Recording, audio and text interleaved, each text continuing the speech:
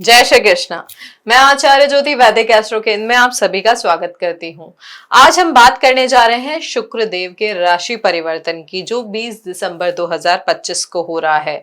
देखिए, दिसंबर 2025 की जो ऊर्जा है बिल्कुल सामान्य नहीं होगी यहाँ पे, क्योंकि 12 दिसंबर को शुक्र देव अस्त हो जाएंगे और 20 दिसंबर को वो धनु में प्रवेश करेंगे वृश्चिक राशि से। यानी एक ऐसा महत्वपूर्ण समय जब रिश्ते, प्रेम, आकर्षण, खर्चे, आपका जो आनंद है, आपकी जो निजी इच्छाएं हैं, उनकी पूरी दिशा बदलने लगेगी। शास्त्रों में स्पष्ट कहा गया है कि जब कोई ग्रह अस्त होता है तो उसके फल भीतर की यात्रा बन जाते हैं। उसका प्रभाव बाहरी दुनिया से हटकर हमारी भावनाओं, मन, सोच और आत्मा के भीतर सक्रिय हो जाता है।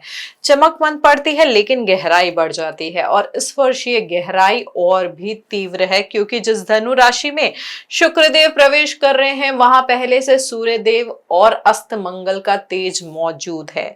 देखिए, धनु वैसे ही अग्नि तत्व की राशि है, जो धर्म, सत्य, विस्तार, दृष्टिकोण और स्वतंत्रता का घर है। जब यही अग्नि ग्रह शुक्र यहाँ पर जो ग्रहों की स्थिति है, क्योंकि यहाँ पर सूर्य देव पहले से है, मंगल देव भी है जो अस्त अवस्था में है, अब यहाँ पर शुक्र जैसा सौम्य ग्रह है जो प्रेम, संबंध, कला और भावनाओं के स्वामी माने जाते हैं, अस्त अवस्था में प्रवेश करेंगे, तब जीवन में एक तरीके का मौन परिवर्तन शुरू हो जाएगा।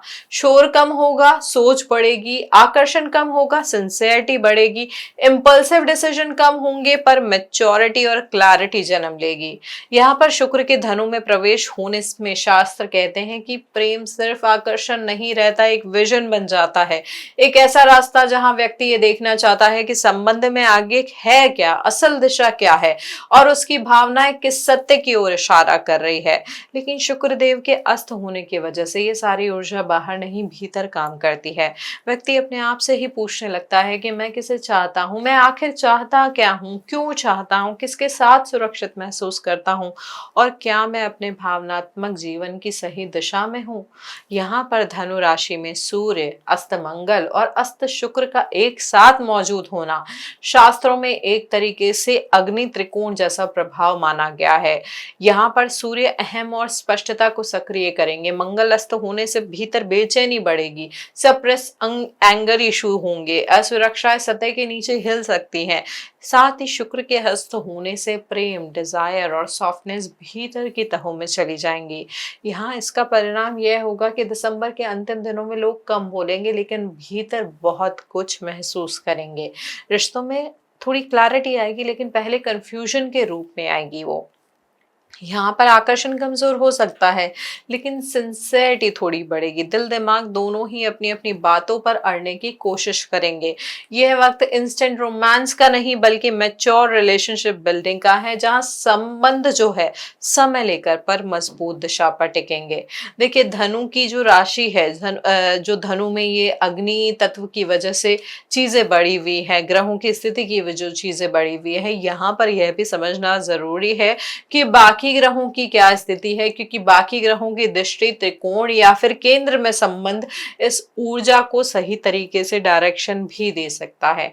अब देखिए, यहाँ पर हम शनिदेव की बात करें तो वो मीन राशि में रहेंगे। शनिदेव जो कि मीन राशि की एक ठंडी, व्यवहारिक और ग्राउंडेड ऊर्जा में है, इसलिए इस समय हर संबंध में जिम्मेदारी और बाउंड्रीज बहुत महत्वपूर्ण भूमिका निभाएगी। शनिदेव साफ कह रहे हैं कि यदि रिश्ता वास्तविक, ईमानदार और स्थिर है तो आगे बढ़ेंगे, लेकिन यदि प्रेम कल्पना, उम्मीद या दिखावे पर बना है तो वो टिक नहीं पाएगा। यहाँ पे राहु देव जो कुंभ में है, यहाँ पे उनकी जो स्थिति है, लोगों की स्वतंत्रता की इच्छा को वो बढ़ाएंगे, वो रिलेशनशिप में स्पेस, ग्रोथ और इक्वालिटी चाहेंगे। वहीं केतु देव सिंह में पुराने ईगो और पुराने ड्रामेटिक पैटर्न को धीरे धीरे हटाएंगे। जो समय है, रिश्तों में ऑथेंटिसिटी का परीक्षण होगा, जहां आप जैसे हैं वैसे ही सामने आना पड़ेगा, कोई दिखावा काम नहीं आएगा इस समय। वक्री गुरु की बात करें जो मिथुन राशि में है, दिमाग को एक्टिव करेगा, हर बात को दोबारा सोचने पर मजबूर करेगा।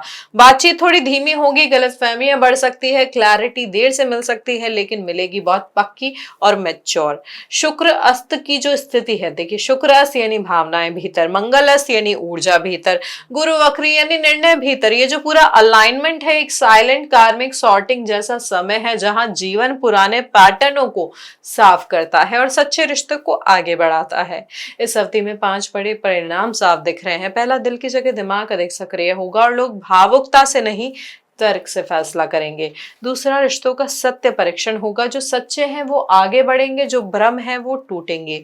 तीसरा, पुराना रिश्ता दोबारा सरफेस पर आ सकता है, लेकिन सिर्फ कार्मिक क्लोजर के लिए, वापस जुड़ने के लिए नहीं। चौथा, नए रिश्ते अट्रैक्शन पे नहीं मैच्योरिटी पर बनेंगे, गहराई और समझ पर आधारित संबंध जो है वो जन्म लेंगे। पांचवा, आत्मविश्वास धीरे धीरे रीसेट होगा, लोग अपने दिल और अपनी जरूरतों को नए तरीके से समझना शुरू करेंगे। और सबसे ज्यादा असर उन्हें होगा जिनकी कुंडली में शुक्र प्रमुख ग्रह है, प्रमुख स्थान रखते हैं, केंद्र में है, त्रिकोण में है, लग्नेश है।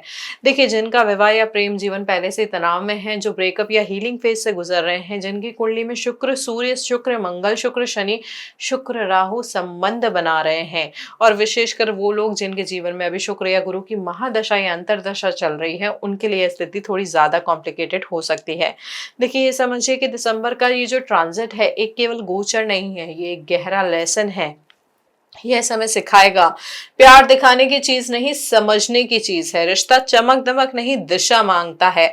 भावना सुंदर है, लेकिन क्लैरिटी उससे भी ज्यादा सुंदर होती है।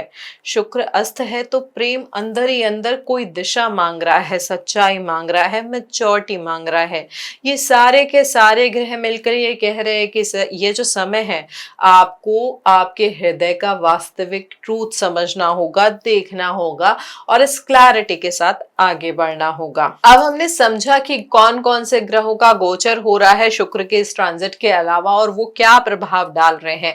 अब हम हर एक लग्न के जातक के बारे में समझेंगे कि शुक्र का ये जो गोचर हो रहा है धनु राशि में, वो किस तरीके का प्रभाव लेकर आएगा आपके जीवन में। शुरुआत करते हैं हमारे मेष राशि के जातकों से। देखिए, मेष राशि वालों के लिए धनु में शुक्र का एक गोचर आपके लिए दूर की सोच यात्राएं, बड़े फैसले और रिश्तों में सच्चाई को सामने लेकर आ सकता है। लेकिन क्योंकि यहाँ पे शुक्र देव अस्त है, तो यहाँ पर प्रेम जीवन में थोड़ी सी उलझन और भावनाओं की अस्पष्टता बनी रहेगी। संबंधों में आपको क्लैरिटी की तलाश होगी, पर ईगो यहाँ पर टकरा सकता है। करियर में अचानक नए अवसर दिखेंगे, मगर निर्णय लेते समय धैर्य जरूरी होगा। साझेदारी वाले जो काम है, वहां पर ट्रांसपेरेंसी बनाए रखनी बहुत ज्यादा जरूरी होगी, क्योंकि सूर्य और अस्त मंगल दबाव बढ़ा सकते हैं। स्वास्थ्य की दृष्टि से इस समय पेट और हार्मोनल असंतुलन से बचकर चलने की जरूरत होगी। जो बिजनेस में है, उनके लिए यात्रा या नए बाजार से लाभ मिलने की संभावना दिख रही है, लेकिन यहाँ पर जोखिम थोड़ा सा कम ले। यह जो समय है आपको मैच्योरिटी सिखाएगा, आप वही आगे बढ़ाएंगे जो सच्चा होगा। वृषभ राशि के जातकों के लिए बात करें तो यहाँ पर शुक्रदेव आपके लग्नेश है, छठे भाव के स्वामी हैं, और गोचर कर रहे हैं वो आपके अष्टम भाव में। तो यह जो स्थिति है, जो मन का संतुलन है उसको थोड़ा सा हिला सकती है। यहाँ पर विशेषकर रिश्तों और वित्तीय निर्णयों में थोड़ी उलझन बढ़ सकती है। धनु का ये जो गोचर है भावनाओं को गहरा और संवेदनशील तो बनाएगा, पर साथ ही यहाँ पर ट्रूथ का डिमांड भी सामने आ जाएगी। रिश्ते जहाँ अधूरे हैं वहां असुरक्षा उभर सकती है, और जो मजबूत है वहां कमिटमेंट की बात आगे बढ़ सकती है। करियर के लिहाज से आपके भीतर जो है बदलाव की इच्छा जागेगी। आप जो है मोनोटोनी तोड़ना चाहेंगे। साथ ही साझेदारी में जो पुराने मतभेद है वो सतह पर आ सकते हैं, इसलिए कम्युनिकेशन को यहाँ पर स्पष्ट रखें। शनिदेव का जो प्रभाव है स्वास्थ्य पर थोड़ा ज्यादा प्रेशर डाल सकता है। यहाँ पर नींद, त्वचा और डाइजेशन पर ध्यान देने की जरूरत होगी। बिजनेस में किसी भरोसेमंद व्यक्ति से ही सलाह लेकर आगे बढ़े, या महत्वपूर्ण निवेश किसी भरोसेमंद व्यक्ति के गाइडेंस के साथ ही करें। तो यह जो स्थिति है हमारे जो वृषभ लग्न के जातक हैं उनके लिए रहेगी। मिथुन राशि वालों के लिए अगर मैं बात करूं तो यहाँ पर क्योंकि सबसे महत्वपूर्ण चीज है कि गुरु बृहस्पति आपके ही लगन में बैठे हैं और वक्री अवस्था में बैठे हैं। अब यहाँ पे शुक्रदेव की बात करें तो शुक्रदेव आपके पंचम भाव के स्वामी हैं और द्वादश भाव के स्वामी हैं, और वो गोचर करेंगे आपके सप्तम भाव में। तो यह बहुत बड़ा इंटरनल चर्निंग का टाइम आपके लिए लेकर आ सकता है। शुक्र का धनु में गोचर आपके रिश्तों में मिरर का काम करेगा। आपको साफ दिखाई देगा कि कौन आपके दिल के करीब है और कौन सिर्फ कन्वीनियंस के लिए है। शुक्र के अस्त होने से भावनाओं को वर्ड्स में बदलना थोड़ा सा डिफिकल्ट हो सकता है आपके लिए। मिसअंडरस्टैंडिंग ना बने, इस चीज का थोड़ा सा ध्यान रखना होगा। करियर में कॉम्पिटिटर्स एक्टिव रहेंगे, पर आप अपनी बुद्धि और नेटवर्किंग से स्थिति संभाल पाएंगे। बिजनेस में इस समय पेशेंस बहुत ज्यादा जरूरी होगा, जल्दबाजी नुकसान दे सकती है। स्वास्थ्य में लोअर अब्डोमेन और नर्वस सिस्टम थोड़ा सा कमजोर पड़ सकता है। यह समय आपको मैच्योरिटी और इमोशनल बाउंड्रीज सिखाने आएगा। यह जो स्थिति है आपको ध्यान रखना होगा कि किस तरीके से आप व्यवहार कर रहे हैं, वाणी किस तरीके की है। बार बार एक ही चीज को रिपीट करने से या एक ही एक्शन को रिपीट करने से इस समय आपको बचना होगा। अब अगर हम कर्क लग्न के जातकों की बात करें तो कर्क लग्न के लिए जो स्वामित्व है, यानी शुक्र देव जो है आपके चतुर्थ भाव के स्वामी हैं और एकादश भाव के स्वामी हैं, और वो गोचर करेंगे आपके छठे भाव में। तो यह जो धनु का गोचर है, आपकी रूटीन जो है, जो आपकी दिनचर्या है, आपके काम की स्पीड जो है, आपकी कमिटमेंट जो है, उनमें चेंजेस लेके आएगा। क्योंकि यहाँ पर शुक्रदेव अस्त भी है तो यहाँ पर उन चीजों में उतार चढ़ाव भी होगा। प्रेम संबंधों में आप प्रैक्टिकल और इमोशनल, जो ये स्थिति है प्रैक्टिकल और इमोशनल होने के बीच में आप फंसा हुआ महसूस करेंगे। यहाँ पर विवाह में पार्टनर की ओर से अधिक समझ और स्पेस की मांग भी दिख सकती है। करियर में हो सकता है वर्कलोड थोड़ा बढ़ जाए और अथॉरिटी फिगर जो है थोड़ी सख्ती आपको दिखाए। यहाँ पर काम रहना बहुत इंपॉर्टेंट होगा। व्यापार में साझेदारों के साथ तालमेल साधना पड़ेगा। स्वास्थ्य में पेट, गैस, नींद और शुगर लेवल पर ध्यान रखने की आवश्यकता होगी। यह समय आपको डिसिप्लिन सिखाएगा। जो आदतें अभी बनाएंगे वो भविष्य में आपको आकार देंगी।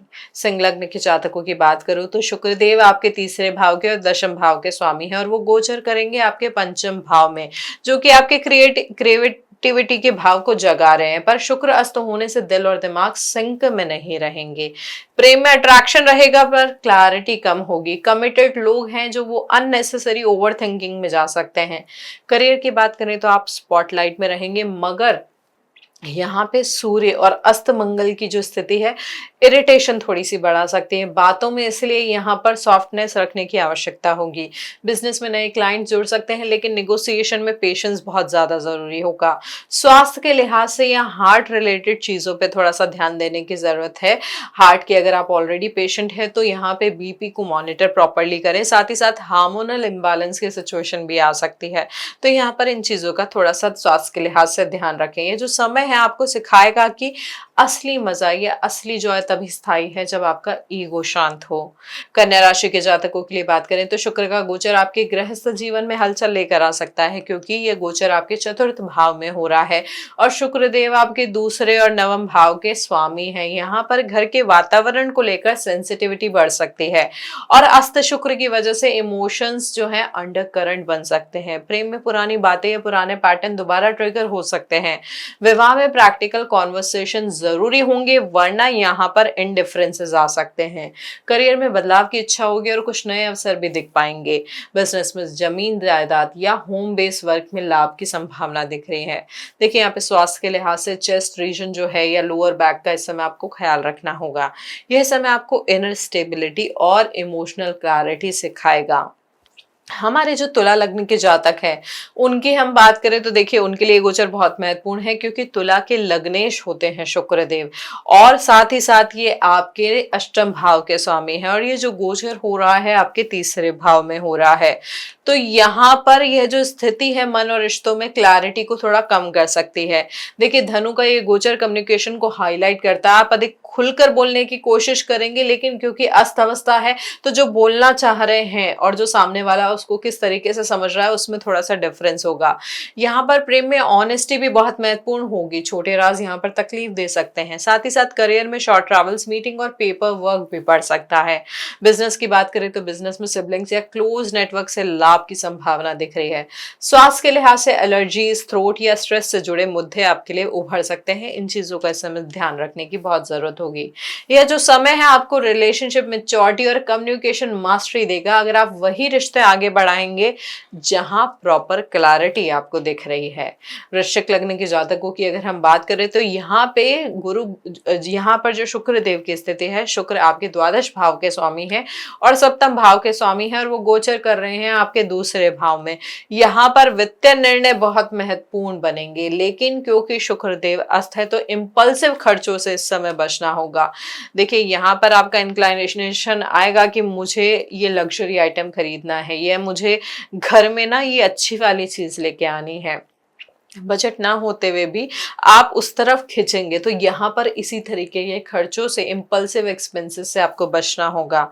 यहाँ पर प्रेम जीवन में पॉजिटिवनेस भी बहुत ज्यादा बढ़ सकती है। थोड़ी दूरी या कंफ्यूजन जो है पार्टनर को बेचैन कर सकता है। करियर के लिहाज से बात करें तो वर्कलोड और प्रेशर भी बढ़ सकता है और साथ ही साथ अथॉरिटी से बातचीत में सावधानी रखने की आवश्यकता होगी।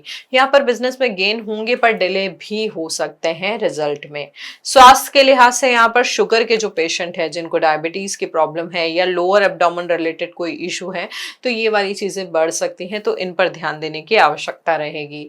राहु आपकी इच्छाओं को तेज करेंगे पर अधिक संयम जरूरी होगा। इस समय, यह समय आपको वैल्यू सिस्टम को रिफाइन करेगा। क्या सच में जरूरी है, इसका निर्णय आप स्पष्ट कर पाएंगे। अब धनु लग्न के जातकों के लिए बात करें तो शुक्र आपके लगन में गोचर करेंगे और वो स्वामी हैं आपके एकादश भाव के और साथ ही साथ छठे भाव के। मतलब यहाँ पर जो है पर्सनालिटी, डिसीजन मेकिंग और रिलेशनशिप तीनों ही स्पॉटलाइट में आ जाएंगे। शुक्रदेव का अस्त होना आपको अपने ही दिल से सवाल करवाएगा कि आप क्या चाहते हैं, क्या महसूस करते हैं और किसे चुनना चाहते हैं। प्रेम में इमोशनल स्विंग्स रहेंगे लेकिन डीप क्लैरिटी भी आएगी। करियर में रिकॉग्निशन मिलेगा पर लोगों से फ्रिक्शन या डिस्टेंस भी संभव है।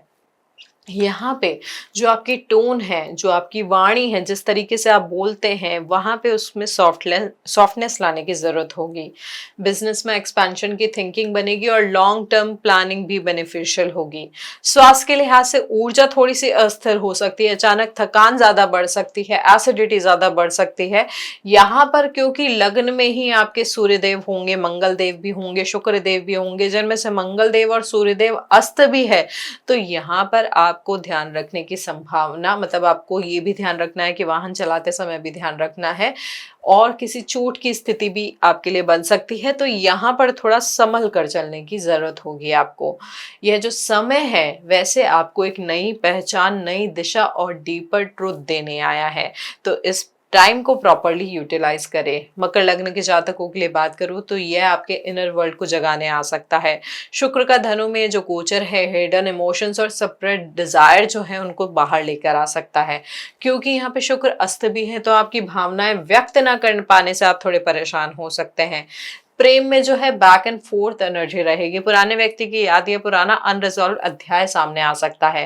करियर में स्लो लेकिन स्टडी ग्रोथ की संभावना दिख रही है। यहाँ पे बिजनेस में भी सावधानी की जरूरत होगी, खास तौर पे जो एक्सपेंस है उनको लेकर। स्वास्थ्य के लिहाज से यहाँ पे एंजाइटी बढ़ सकती है, पैरों से रिलेटेड कोई समस्या उभर सकती है। ये जो समय है आपको स्पिरिचुअल क्लैरिटी और इमोशनल डिटॉक्स दोनों की ओर लेकर जाएगा।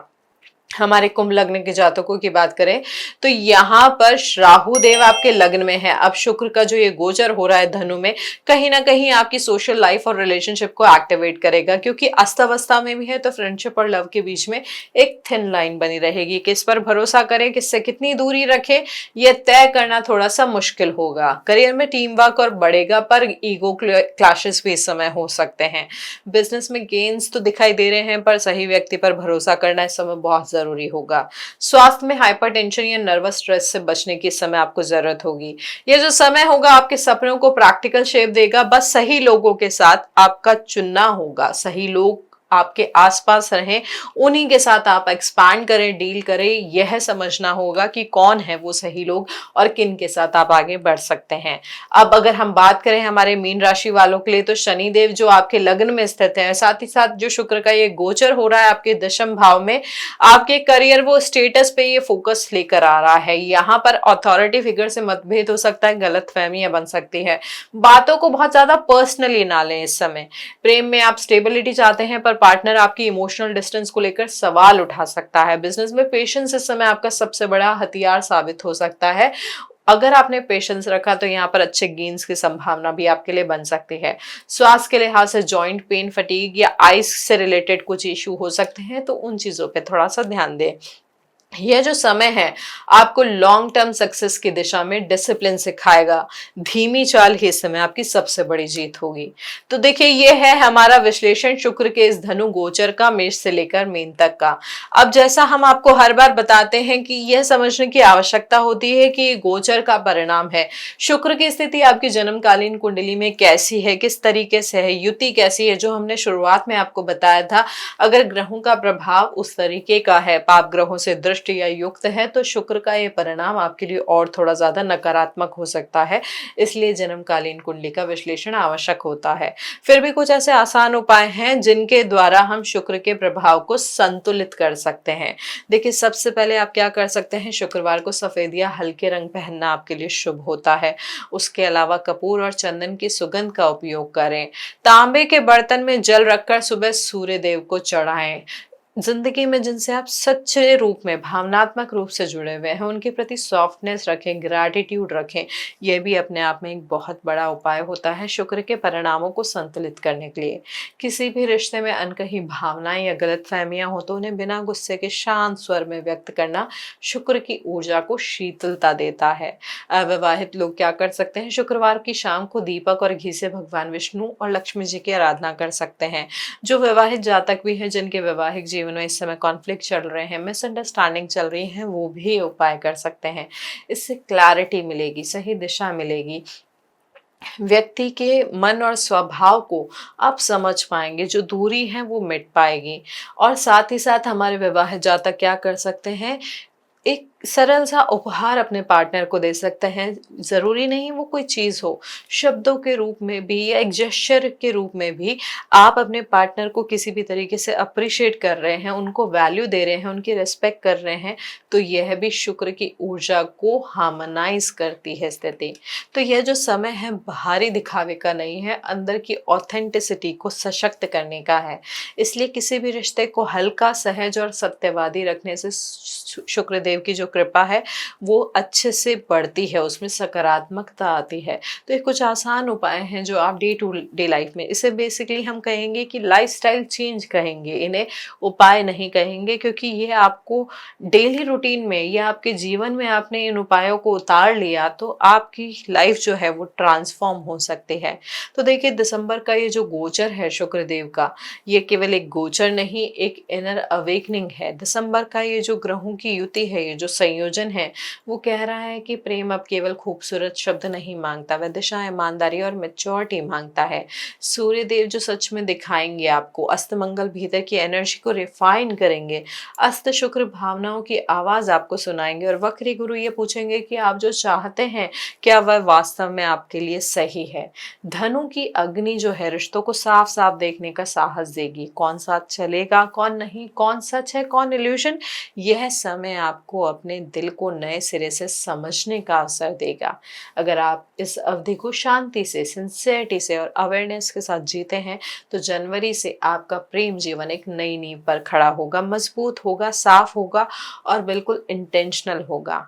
अब आपकी बारी है, कमेंट में हमें बताइए कि क्या आपकी प्रेम, रिश्ते या भावनाओं में पिछले दिनों कोई मेजर चेंज हुआ है, मेजर बदलाव आपने महसूस किया है। क्या आप इस तरह के और गोचर को समझना चाहते हैं? अगर आपको ये विश्लेषण पसंद आया हो तो इस वीडियो को लाइक, शेयर और हमारे चैनल को सब्सक्राइब करना ना भूलें, ताकि हर महत्वपूर्ण गोचर की गहराई आप तक समय तक पहुंचती रहे। हरिओम।